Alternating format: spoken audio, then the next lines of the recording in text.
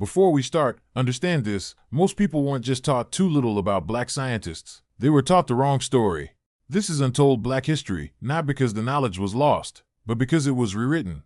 Here are 7 black scientists you were never taught the truth about. You know the light bulb. You know the telephone. But do you know the black man who helped make them usable? Latimer changed the world quietly, completely, and history nearly erased him. Lewis was born in 1848 to George and Rebecca Latimer, formerly enslaved people who escaped to Boston. His father's freedom became a national legal battle.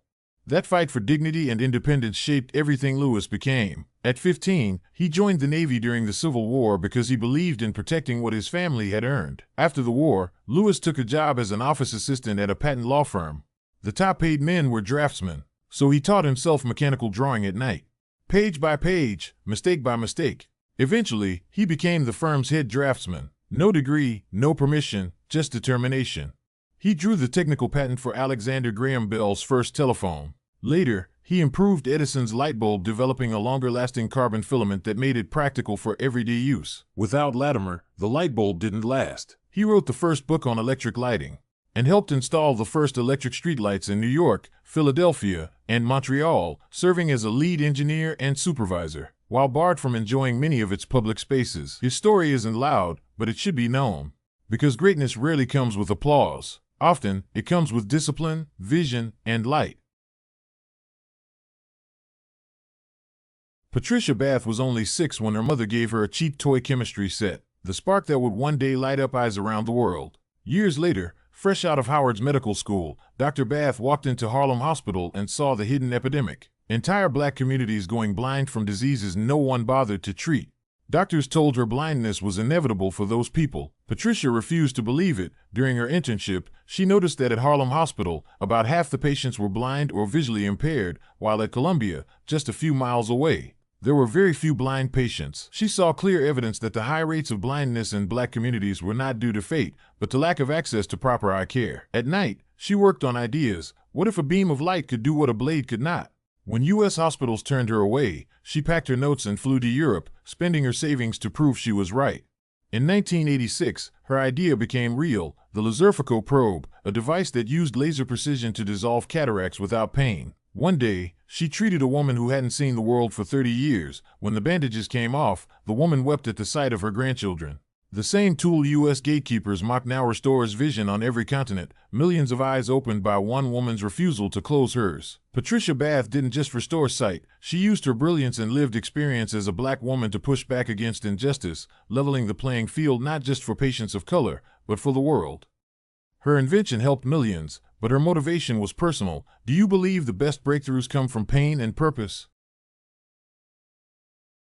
Black inventor Percy Lavon Julian found a way to turn cheap soybeans into medicine that changed millions of lives. But some wanted him silenced. Percy was born in Alabama in 1899, the grandson of enslaved people. He studied day and night and finished college at DePauw University top of his class. He passed every class for his PhD at Harvard but was blocked from a professor job there. So he packed his bags and got his PhD in Europe instead. Back home, a paint company hired him. Percy discovered how to pull important chemicals out of soybeans cheaply. His method made medicine for arthritis and glaucoma much cheaper. Before Percy, only rich people could pay for it. After Percy, everyday people could get treatment too. Big companies wanted to steal Percy's secret process. Some even paid workers in his lab to spy on him. Percy protected his research with secret codes. He built special machines no one else could copy. Percy bought a house in a Chicago neighborhood where he wasn't welcome. People threw bombs at his house and shot at his windows while his family slept inside. He stood firm even after gunshots almost struck his family. Percy fixed the house and hired guards. He kept working on medicine to help sick people live better lives. He was able to sell his lab for millions of dollars. His discoveries still help people fighting pain and glaucoma today.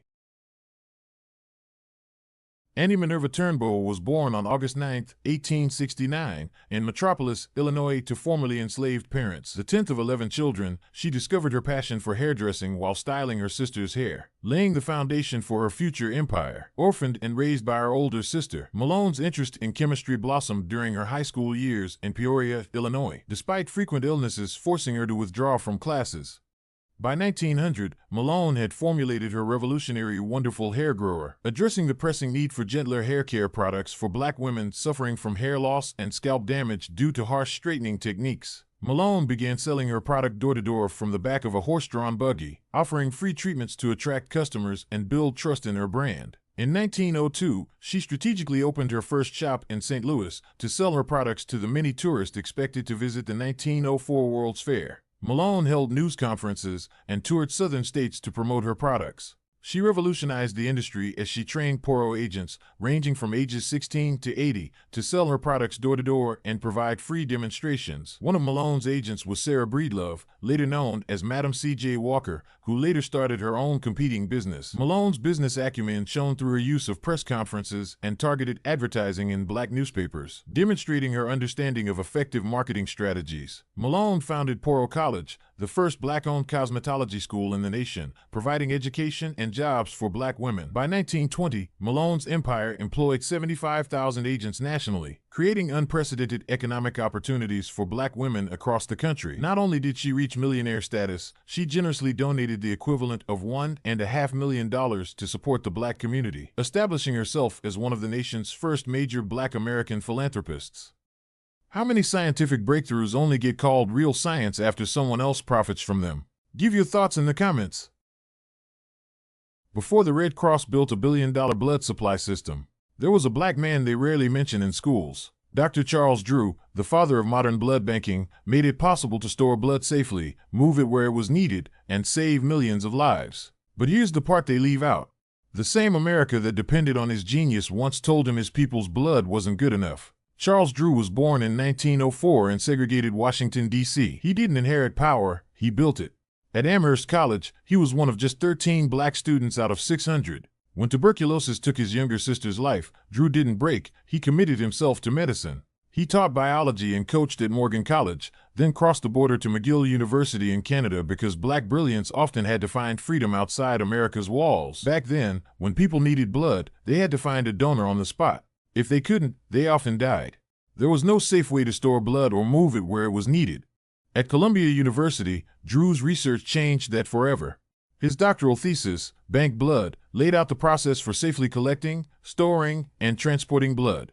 Then he invented a refrigerated truck that made blood drives mobile and accessible to thousands. When World War II erupted, Britain faced massive blood shortages. Drew led the Blood for Britain project, organizing over 14,500 donations and sending 5,000 liters of plasma to save soldiers and civilians. He proved plasma could be separated from whole blood, stored longer, and used for transfusions without matching blood types, a breakthrough for emergency medicine. But while Drew's science saved thousands, the same system that used his ideas shut him out.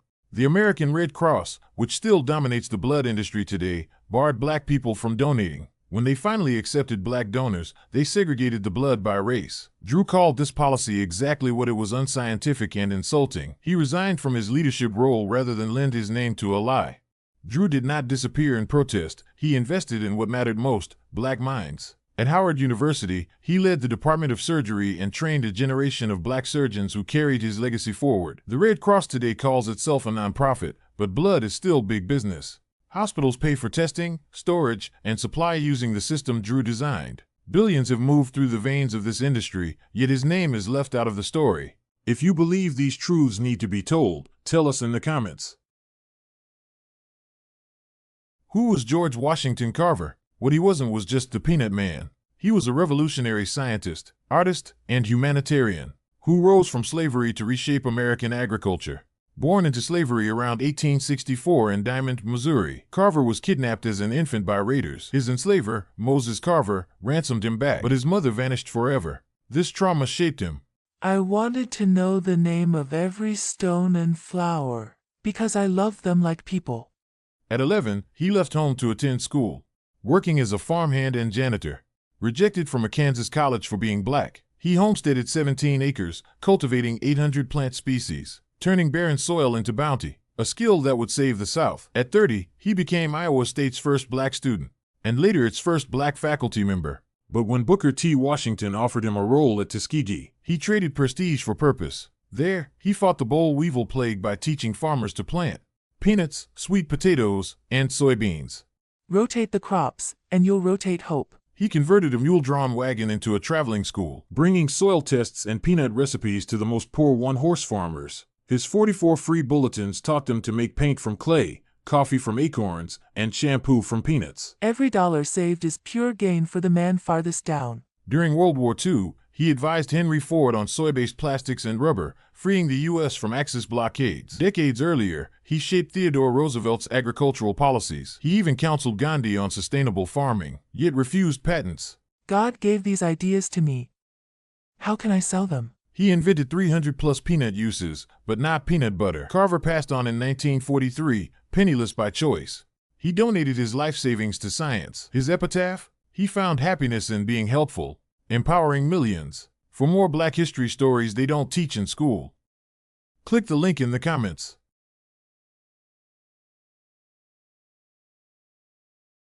He had no formal schooling, yet read the stars like a map and the land like a book. Benjamin Banneker turned knowledge into a weapon against invisibility. Born free in 1731 to a father who had been enslaved and a free black mother, he grew up on a Maryland farm, working the land by day, studying the heavens by night. At 22, after seeing a pocket watch once, he built a fully working wooden clock from memory. It kept time for decades. In 1791, when the new U.S. Capitol was little more than wilderness, Banneker was called to help survey and map Washington, D.C. His calculations set the boundaries of the city itself. He published almanacs that blended science with calls for racial equality, writing directly to leaders of his time demanding change. Banneker proved a black mind could chart the stars and the future in a country that tried to erase both. That's untold Black history, not just random facts and dates, but real American history. Hear more of our stories and click the next list on the screen.